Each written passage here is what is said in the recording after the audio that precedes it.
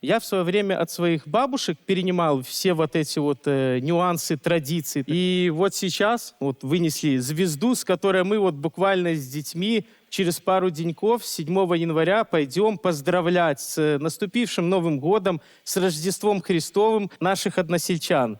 И очень ценно то, что когда ты приходишь, особенно к возрастным жителям нашей деревни, когда ты их поздравляешь, поешь песни, всегда встречают люди с улыбкой. Но самые большие, так сказать, впечатления, подпитку дают слезы радости.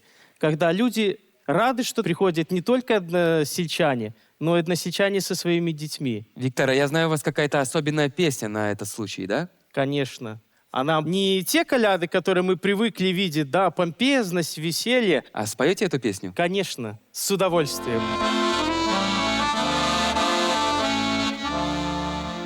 Нова радость стала, яка не бывала.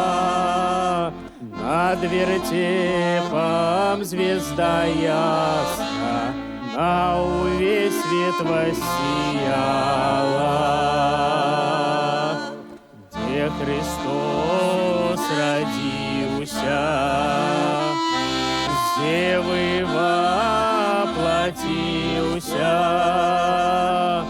як человек пелена